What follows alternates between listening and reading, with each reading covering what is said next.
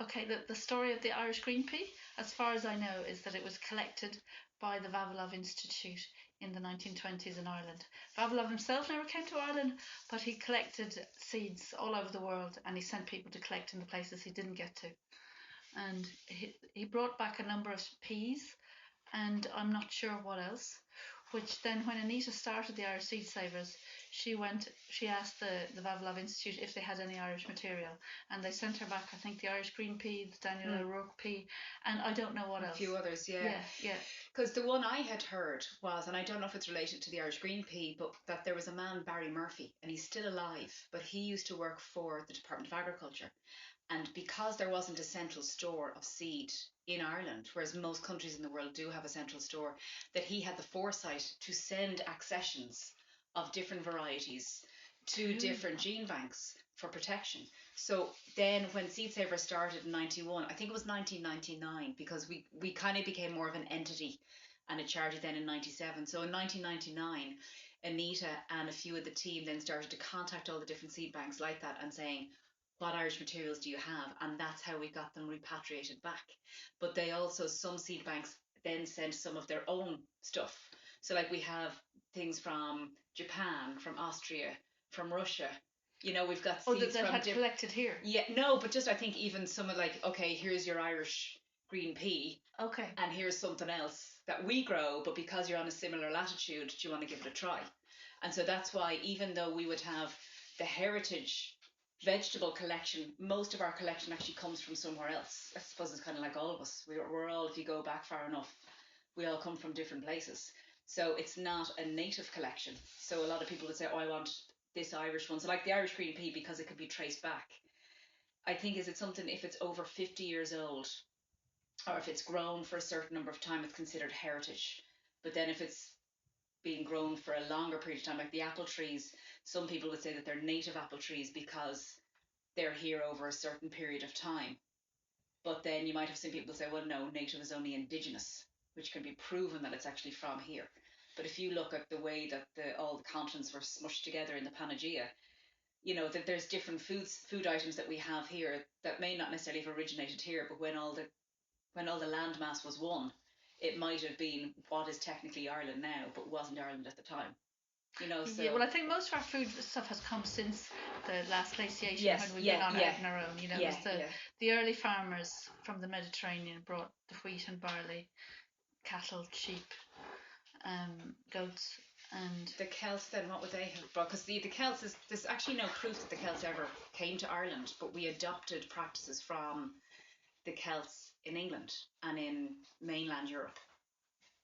So if you actually talk to archaeologists, there's several that would say there is actually no proof that the Celts themselves were ever here, but they were just practices that were integrated into how we did things. Yeah, I mean, I'm not sure about that sort of period. And then I think that really very little else, there was very little in Ireland until the Normans. There was just the wheat, just the Middle Eastern stuff. And then the Normans brought peas and broad beans, and oats came in about the 10th century as well.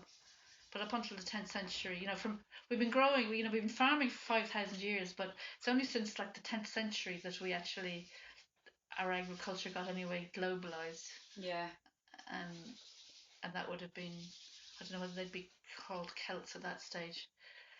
I would just see them as, you know, the kind of ring fort farmers, the Bronze Age and Iron Age ring fort farmers. They would have only really had wheat and barley, and I'm not even sure they had rye at that stage, because rye was domesticated quite late in Northern Europe. There was a weed in wheat and barley. Oats and rye evolved from weeds in wheat and barley, but they were just grew better in northern climates, and that's why they were kind of adopted in Northern Europe as crops. But yeah, because I mean, even if you look at, say, like in Irish diet, we've such an affinity to potatoes and apples, and neither of them came from here. You know, so it's that, like, we're so used to now, such a convenience culture, that we're so used to getting avocados and mangoes and pineapples and foods that we'll never be able to grow here. Well, yes, but the thing as well is that as an island, we're very vulnerable to threats of access to our food. So again, it's things like this that raise awareness about the importance of protecting seed and going back to the origins of growing our own food and saving the seed from that, and then sharing. So if anything, we're kind of, I think, coming around to that cycle again. So I think we lost a lot of things. We lost a lot of the old cereals like the bare barley, the black oats, when things became mechanized, because they didn't really work with a combine. They worked when people were cutting with the scythe and stooking it and storing it in a haggard. But when they went to combining, it didn't work. They didn't work anymore.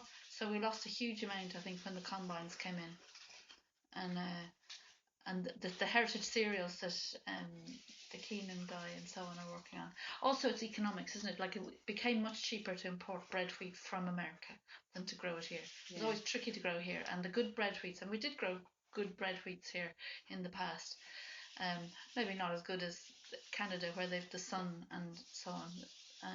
But people did eat for 5,000 years their own bread from their own wheat here, and it's only in the last like 300 that we've been importing wheat for bread, because it's just cheaper, and that's why we've lost our biodiversity of cereals, because it's just been cheaper to buy them in. Yeah. We can export beef and buy cereals because they're just so cheap, or they have been. Yeah. And it's the same way as well, like at that kind of, in terms of trade deals, you know, why are we suddenly getting loads of a certain commodity? It's because, well, that was the deal done, is like that if the Chinese buy our beef, what do we get from them in return? And the same way, like in places like developing countries, is quite often it's the aggressor country that will then stop that country from feeding themselves and then become reliant on the aggressor country. So like, say Haiti is now reliant on the US for their rice, but Haiti had its ability to grow its own rice, but now that's been taken away from them. So now they just get the really poor quality rice from the States. So I mean, so much about control and power is actually food. Yeah, well, I suppose I was kind of reading a little bit about the genetically modified seeds and them being supplied to poorer countries, or countries that have been undergone like a natural disaster, and that they don't reproduce, so they can't collect the seed. They can't collect the seed, and then they have to. They're dependent on continuously buying the seed, and that it ruins the soil. And so like there was, and I don't know how this fits. You probably know about this. Is it Matthew Borlock? And he created the dwarf wheat. Yeah, he crossed the spring wheats with the winter wheat. Yeah, and it was a way, because the wheat has a tendency to fall over, whereas with the dwarf wheat they could make more and they weren't losing any. But again, it was to try, the whole focus, and I could be wrong in this, but the whole focus was to try and grow more wheat to feed more people. But again, if you're doing something that's crossed or a GMO, you can't save the seed from that to then keep growing. Oh, you can with wheat. Wheat you can with wheat. Those wheats aren't GMO. They are doing GMO wheats, and they accidentally release them now and again, and they accidentally release them in Canada or somewhere like that, or Wales, was it? But the thing about the dwarf cereals is that they're all very well. They can produce a really heavy yield in chemical farming.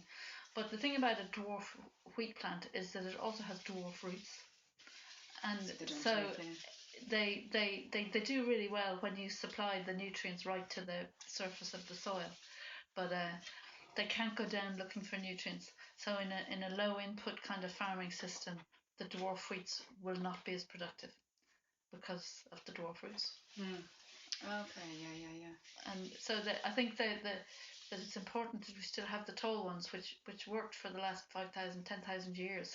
Yeah. And the dwarf ones, yes, and undoubtedly produce massive crops in ideal circumstances, but they also have, not as much minerals, not as much protein in them, because they're not going out looking for, making alliances with the microbiology in the soil and picking up all the minerals and things that they would be if they grew a bit more slowly and didn't yield quite as well. Because the minute you select for yield, you compromise other things.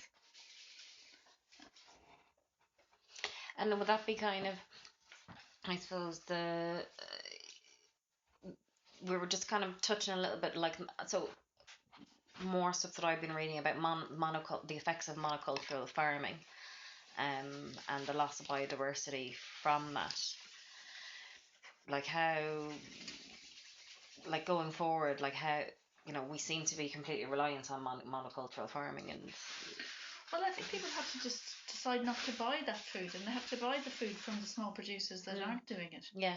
But it's very difficult when you're faced with your limited budget, saying, will I go and buy my carrots from that grower that sells in the farmers market where they're €2 a kilo, or I'll go into Lidl and buy them for 6 cents. Yeah. You know, it's a hard call for people. Yeah, because money dictates a lot, doesn't it? Yeah. Everything. But I mean, as long as people buy the food from the modern kind of conventional farming, and there's the demand. So it's only when people start buying it from the small people and paying for the kind of hand labour involved that and it's the same with seed though as well, because as I was saying, most of the seed in the country is imported, and again, we wouldn't have the ability to meet the demand for big supply, like for large scale commercial growers. But because seeds don't have a country of origin on them, people don't realise that they're not grown here. You know, like, so you would have places that would have them packed, and you know, a lot of stuff would come through the UK or from the UK. So it's very hard, like now with Brexit coming in, is that how is that going to actually affect seed supply? How are growers going to be able to, like, growers will always get something like a good crop that will give them a good yield.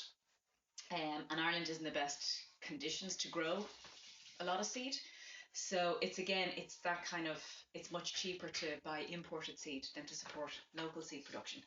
And that's where we just have to be very careful that we know, okay, well, if we can't provide certain things, where can we get it from? And, you know, we're not just reliant on one country or one supplier, that we actually have backup options as well. You know, so and it's kind of hard because we're an island.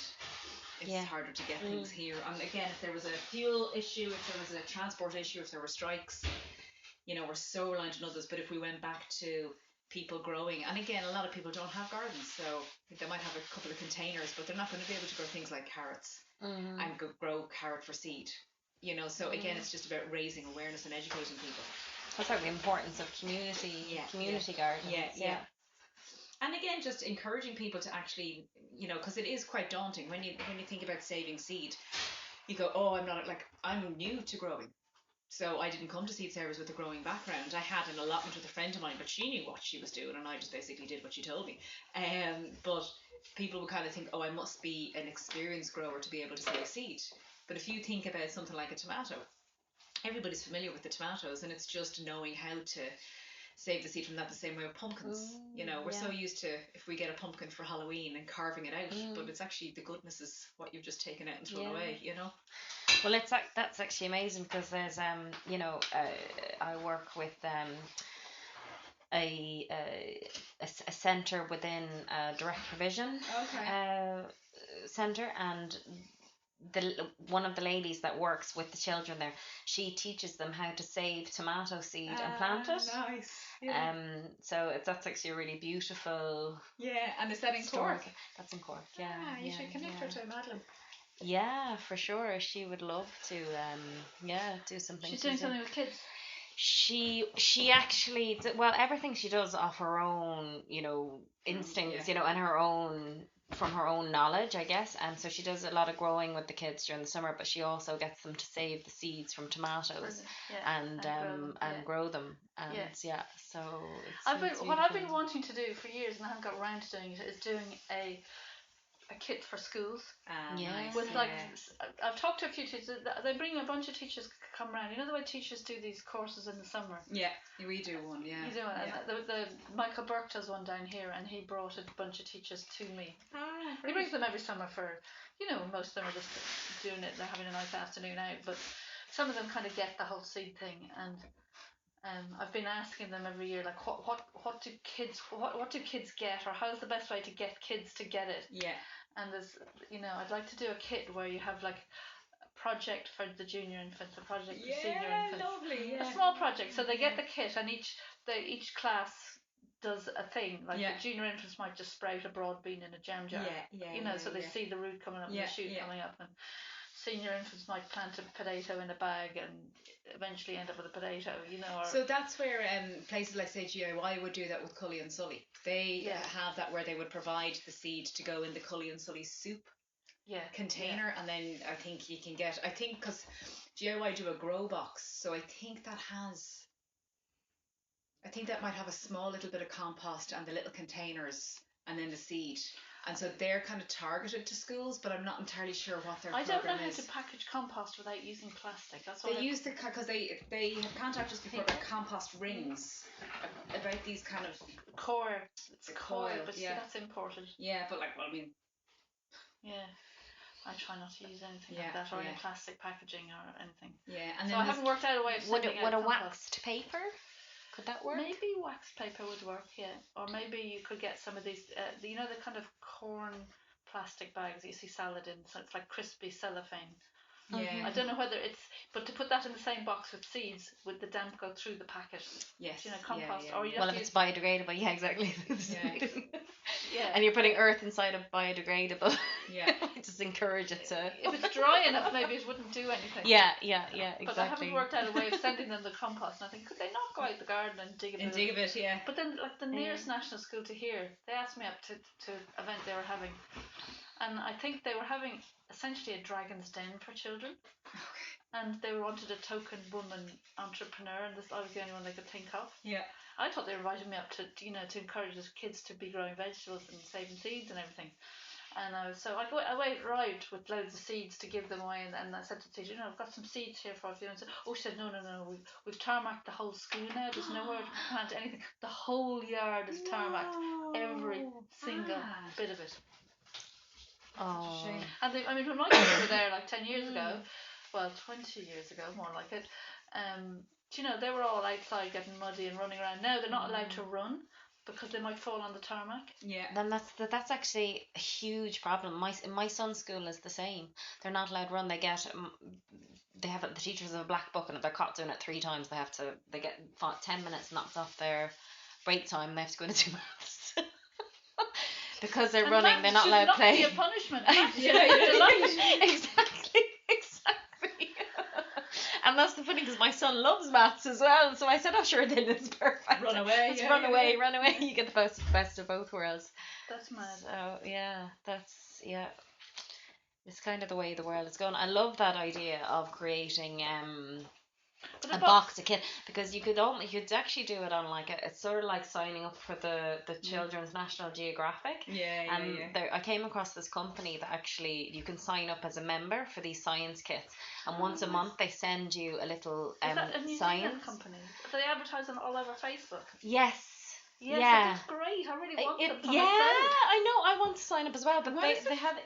So it's this. I'll show you afterwards. I need my phone. You have to sign up for a certain age group. You sign up for your age group. Like you sign up for age 12, group, and you can sign up for 3 months, 6 months, or a year. Yeah. And so it's you or you can pay like a monthly thing, and then once a month they send you a little box, and it will be some sort of a science or engineering type art project. It's kind of STEAM project. And so they'll send that to you, and you try exactly, and then the directions and the builder. But I love the idea of doing that with the growing kits, because it could be that they're growing it all the way to being able to take the seed from it, so that they bring it through a whole process. That's a lovely idea, because that's one of the things. So we have the supporter package. So we have like individuals and families and children supporters. But we've never really, we do, the children's one is nice because they get a certificate to say that they're now a seed saver. And they get a couple of packets of seeds and a booklet to say how to save seeds. And then the following year they get, maybe depending on the age group, they might get a colouring book that has insects and flowers and, different things. Yeah. But we're reviewing it, because you go, well, you can't give a 14-year-old the same thing you give to a 4-year-old. So we need to understand how, exactly how many children are in our family supporter packages. We've got a handful of junior supporters, but again, it's to try and actually get their feedback. The difference between a 6 and an 8-year-old is pretty significant. So it's that kind of thing, is actually connecting in with kids to say, what is it that you want, or what do the parents want their kids to learn? Because a lot of the schools would have the green flag, the heritage in schools, the DIY groups, so there's so many different things, but it's what can they actually then bring from their learning at school and actually do at home. Yeah, absolutely. I think it kind of gets them.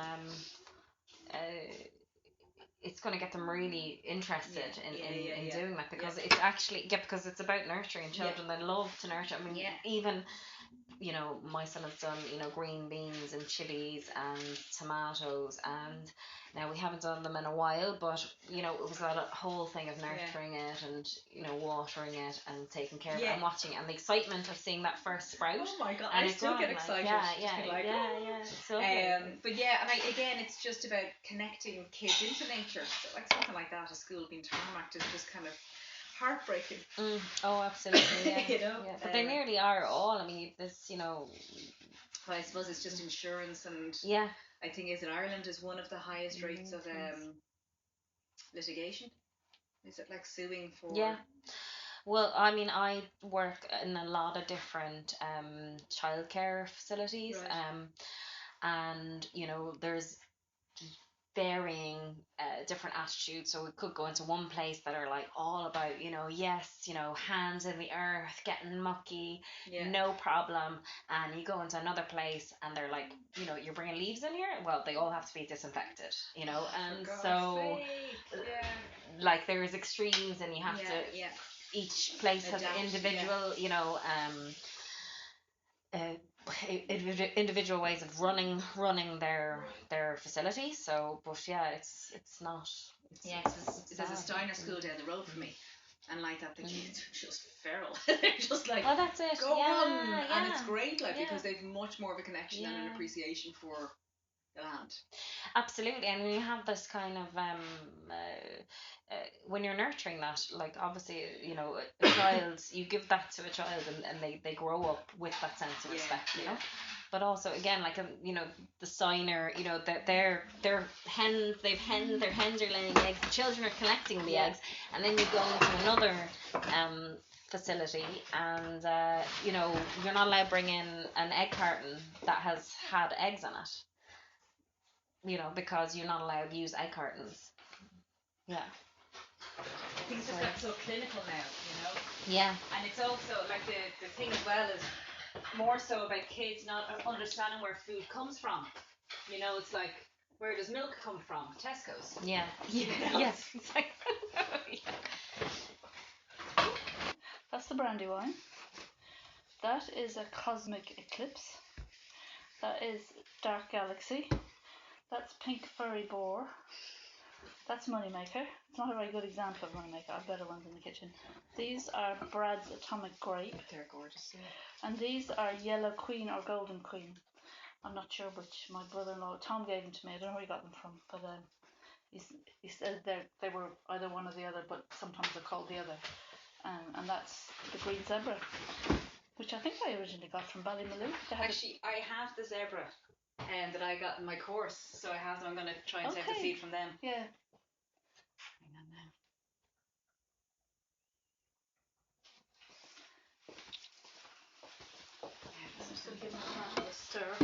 I love they have this sort of cosmic.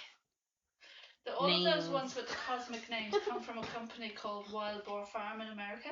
Okay. And he's bred a lot of these new varieties, and I saw them at the Tomato Fest in the Botanic Gardens last year, and they were winning all the prizes because they actually taste good as well as looking mad. And so these are tomato seeds I just washed out this morning, so they're just drying in the windowsill. Yeah, from the cosmic eclipse. And do you have any stories or what would ones that have tomato stories? Tomato stories. Where does tomato sauce come from?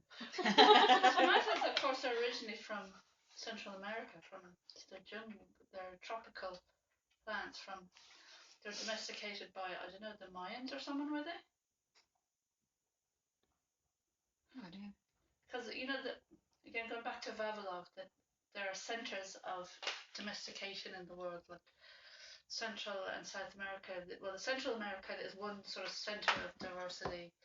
The Middle East is another one. The golden, what's it called? The Fertile Crescent was where the barley and wheat and cattle and goats and sheep all came from.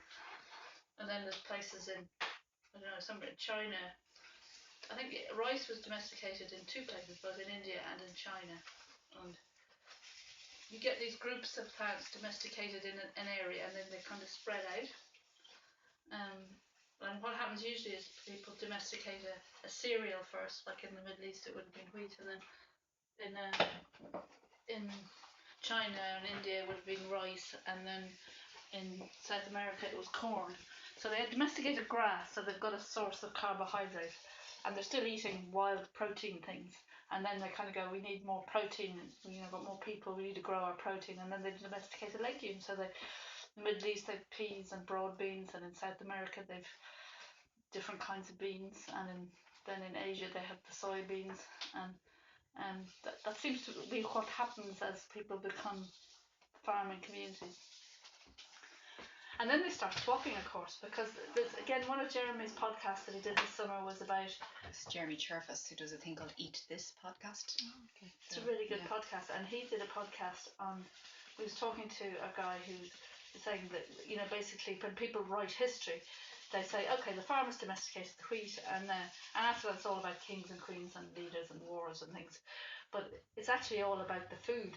How people, how you create a civilization is based on growing enough food for it. And in the Middle East they had all these original civilizations, and they just wore out the soil, and the soil became too saline, and then the civilizations collapsed because they didn't have enough food. The Romans did the same thing. They kind of over-farmed the Mediterranean, and then they kind of collapsed. And when you look what's happening now in sort of the American empire, which we're part of really, we're destroying our soils, and the Romans used grains as currency, didn't they? And salt. A lot of... They paid soldiers in salt too, yeah. But it was really the domestication of wheat that made armies, you could march an army on wheat. It's hard to march an army. All the armies in ancient Ireland had to bring their own cattle with them, which is really pretty inconvenient. You have to bring a whole herd of cattle around with you to provide the dinners. And there is a theory that actually the travellers in Ireland are related to these. There would have been mobile herds of cattle in Ireland in ancient times that would have followed the armies. You'd sort of do a deal with an army, and you'd provide them with the milk and the blood, essentially is what they lived on. They might have a few bags of cereals to mix with that. But that's, you marched your army in Ireland on cattle, not on, anything else. But I've forgotten where I was going with all this. We were the origins of tomatoes. Yeah, tomatoes, for South America. Like, there's a big lot of things that, and I particularly like growing things from South America. I love growing corn and beans and squash and tomatoes and peppers and all those things. I seem to have an affinity with. Maybe because I went travelling in South America, in 1980, when it was still very different. Still very dangerous, rural, very rural. Yeah. Well, there was one place we were in Ayacucho once in Peru, and people threw stones at us. Why are people throwing stones at us? And afterwards we realised there had been like some kind of uprising, because they thought they'd call us gringos, Americans. Yeah. And they really didn't like Americans in South America back then, because they were... I don't really understand exactly why, but they had obviously been a bit annoying, as they are.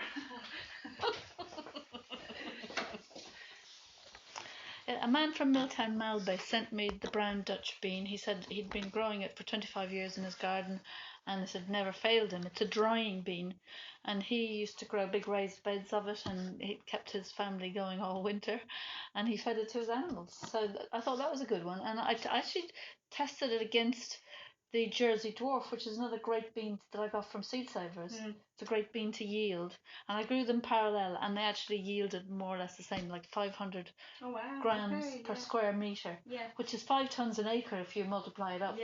So it's actually, there's no reason we couldn't be growing that kind of dried bean here rather than importing them from Pakistan or wherever we get them from. But they would, it'd be hard to get a combine in on them. It's hard to get them dry enough to combine. You'd have to finish drying them in a drying room situation,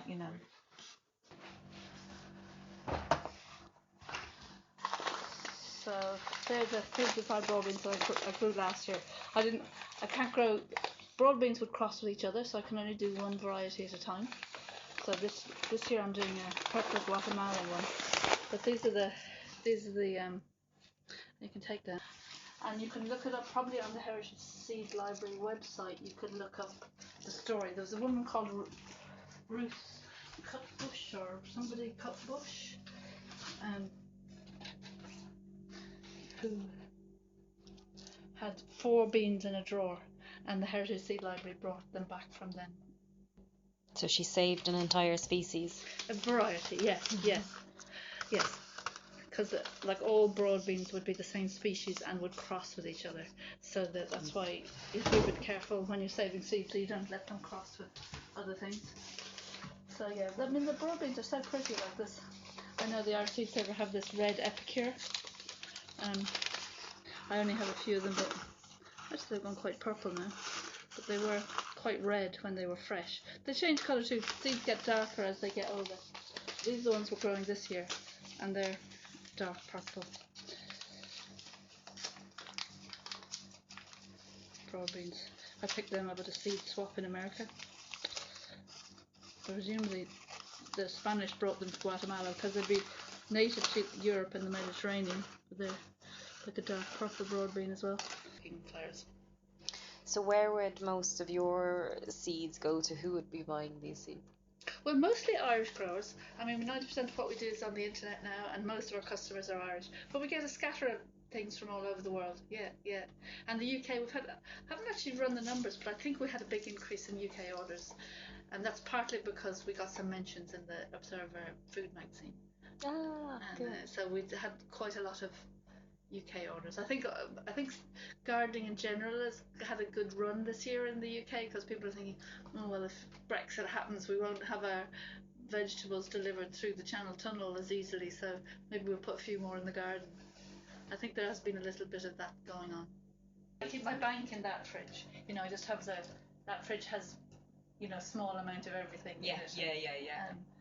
But that's your seed bank. That's my seed bank. Yeah. But that's all you really need. So I have a box of, like, say, I don't have to go into it very often, but I'd have a box of leeks and a box of cabbage, and it's all in Chinese takeaway boxes, which I don't know if is the best thing. But and I think I'm actually, because I'm not going to fit this year's harvest into the fridge. I think I'm going to buy another fridge like that and put it there, and so I can fit stuff in. Bit more high tech. Yeah, a 2 fridge business. Yeah. You're expanding. Yeah, because I can't fit things like my peas and beans into the fridge, and I sell nearly all the peas and beans in the first year anyway. Yes, they're kind of gone. Like they're the thing that people want the most. Yeah, and you can never grow enough of them. And that's the other thing as well, is so many people are seeking wildflower seeds. Welfare seeds. You're just kind of like, but the flowers that come from the vegetables are pollinator friendly, and not every different pollinator has a different need from the flowers. So some have longer tongues, some have shorter tongues. So, it's that kind of understanding the insect as well that could pollinate, and it's kind of hard to explain because people do want to do their best and they want to try and contribute. Yeah. And sometimes it's a case of just let your part of your garden grow and see what naturally comes through, and the grass itself is suitable for some pollinators, so it's not always having to have a certain type of wildflower, and also it should be wild. Yeah, exactly. Yeah. And the they're sort of really pushing that, actually, the sort of wildflower packets. And again, a lot of there's one man, Sandro Coppola, who runs an organisation Designed by Nature. So his website is wildflowers.ie, but he does bulk orders, but they're all grown in Ireland. Whereas again, if you go into a lot of places, it's all imported seed. So do you know, has the seed been cleaned? I know there's been some concern before about seeds that sometimes the size of the seed can be the same as insect eggs.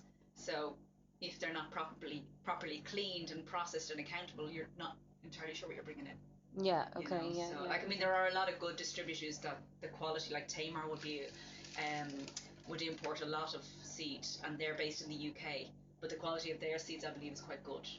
I don't know them now. Yeah, I don't know. Yeah. But this is what I'm quite excited about this, because I got 23 seeds from the John Innes Institute last year, and I grew like a little bowl of this.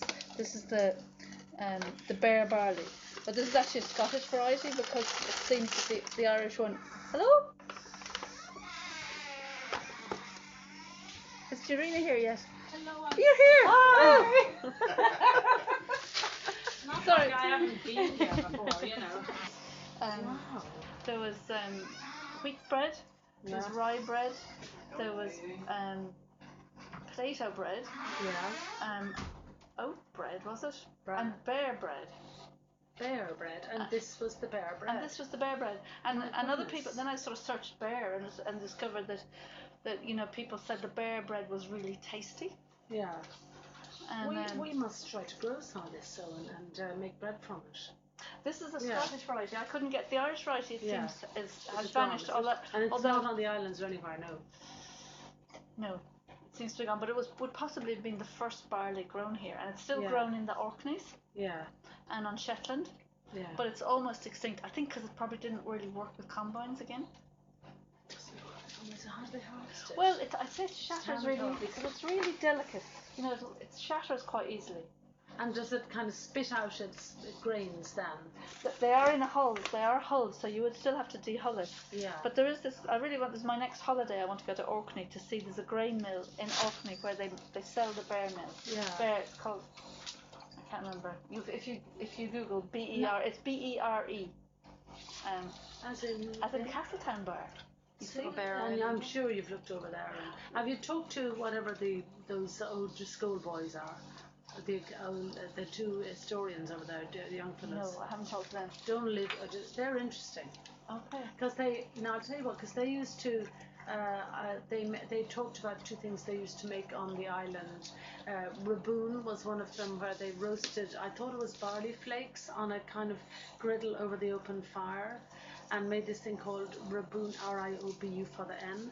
And there was another thing. You haven't got my traditional food book here by any chance? Yes, I do. Have you? Well, look inside because I can't remember the second thing. But anyway, one of those was definitely barley, and when it's like toasted flakes. And when he went to visit his grandmother, she used to do this from over the open fire still. They'd be worth talking to. Oh yeah. Yeah. Because I think the reason it's called Castletown Bear is that it, I think it's related to the barley. If you look up the origin of the word Castletown Bear, they say it's to do with some goddess Beara. But I have a feeling it's because they probably grew the barley. Down there.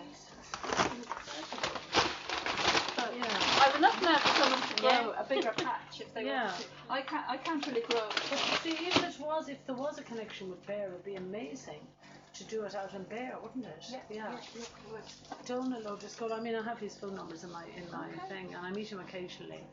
And he's in Cork. I think he's lecturing UCC on blah blah blah blah blah blah blah something. Yeah. Related. Sorry, I'm a lot of blah blah blah at this stage of my life. Well, I know you're on a time schedule, and so is Rachel. So shall we go and have a bowl of soup? Yeah, absolutely. I'm sorry, I have to apologise for the state of my office. Oh, darling, I've never seen it any other way. My fridge is tidy. My fridge is tidy. Here, there's so many. Well, my fridge is so untidy, but basically, there are so many treasures here. But I mean, look at how beautiful all that is. The Cherokee Trail of Tirbean has a very sad story attached to it, where the Cherokee people had to walk. They were put out of their land and sent to a reservation which was hundreds of miles away, I think, and they had to walk through the winter with all their belongings, and most of them died. And apparently they brought this bean with them to the new place where they left, but so many of them died. It was an act of genocide, really. And I can't remember where the walk was to and from, but I'm sure you can find that. Yeah. Well,